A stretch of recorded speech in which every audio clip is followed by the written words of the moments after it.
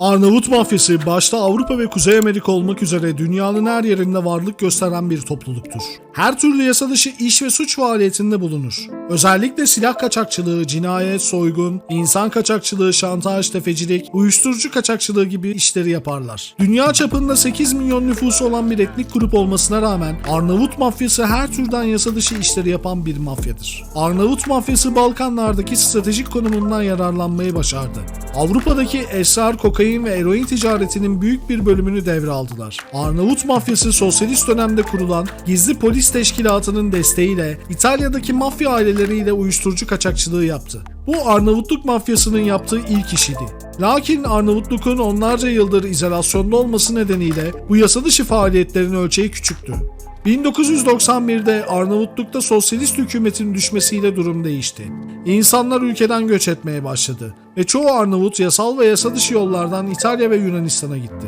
Amerika Birleşik Devletleri, Belçika, Fransa ve Almanya gibi diğer ülkelerde Arnavut nüfusu kabul etti. Arnavutluk'ta sosyalizmden sonraki ilk yıllarda kamu mallarının özelleştirilme süreci oldukça vahşiydi. Sosyalizm döneminde var olan sosyal yardım ve destek ağı tamamen ortadan kayboldu. İstihdam da iyileşmedi. Bu nedenle nüfus tam bir yoksulluk durumuna düştü. Aynı zamanda Yugoslavya içinde iç savaş başladı. Birleşmiş Milletler Yugoslavya'ya farklı ambargolar uyguladı. Bu nedenle Arnavutlar komşu ülkelerle yasa dışı akaryakıt ve silah kaçakçılığında bir fırsat buldu.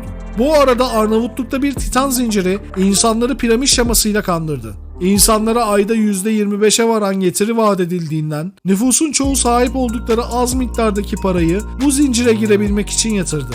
Ancak Ocak 1997'de titan zinciri çöktü ve insanlar paralarını kaybetti. Arnavutlar çaresizlikten sokaklara döküldü. Ardından genel bir ayaklanma çıktı ve devlet gücünü kaybetti. Askeri üsler yağmalandı ve binlerce silah mühimmat Arnavutlar tarafından ele geçirildi.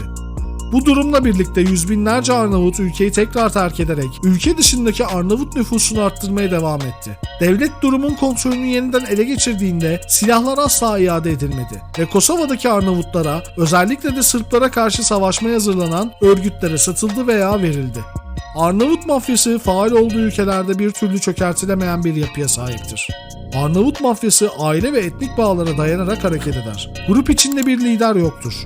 Diğerleri tarafından saygı duyulan bireylere lider deseler de o kişi tüm kolların lideri değildir. Bu nedenle grup başındaki lideri tutuklamak o grubun sonunu getirmez. Arnavut mafyası sadece aile üyelerinden veya diğerlerinden referansı olan Arnavutların kabul edildiği bir oluşumdur.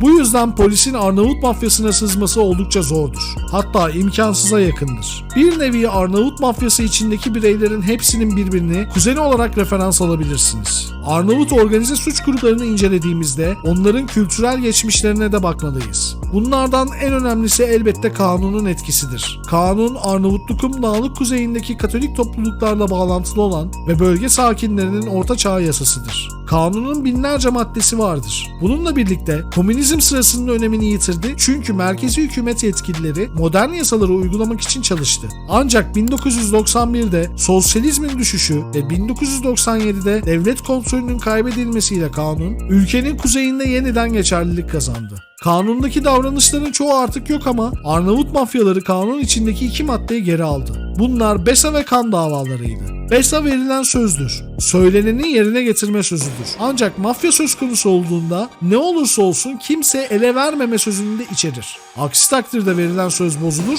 ve Besa'yı yerine getirmeyenlere ölüm cezası veya ağır cezalar örgüt tarafından verilir.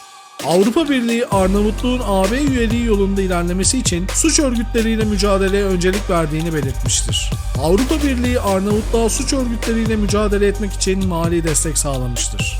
Arnavutluk hükümeti suç örgütleriyle mücadelede daha fazla adım atmaya devam etmektedir. Bu çerçevede ülke genelinde birçok operasyon düzenlenmiş ve birçok suçlu yakalanmıştır. Ancak suç örgütlerinin faaliyetlerinin tamamen sona erdirilmesi zaman alabilir ve bu suç örgütleri yeni faaliyet alanları bulabilir. Sonuç olarak Arnavutluk suç örgütleri ve uyuşturucu kaçakçılığı ile mücadele etmek için çok ciddi çaba harcamaktadır.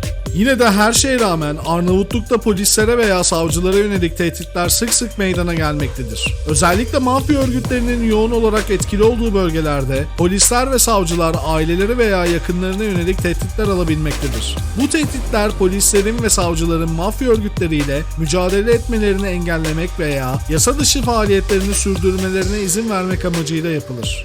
Arnavutluk'ta polislere ve savcılara yönelik tehdit ve saldırılara bir örnek olarak 2018 yılında meydana gelen bir olayı örnek olarak verebiliriz. 2018 yılında Arnavutluk'ta meydana gelen olayda ülke genelinde faaliyet gösteren bir mafya örgütü bir savcının evine saldırdı. Saldırganlar savcının evine patlayıcı madde yerleştirerek büyük bir patlama gerçekleştirdi. Patlama sonucunda savcının evi büyük zarar gördü ve etrafındaki evlerde de maddi hasar oluştu. Saldırı sırasında savcı ve ailesi evde değildi. Bu nedenle can kaybı veya yaralanma olmadı. Ancak saldırı ülkedeki polis ve savcılara yönelik tehditleri ve mafya örgütlerinin yargıya müdahale girişimlerini yeniden gündeme getirdi.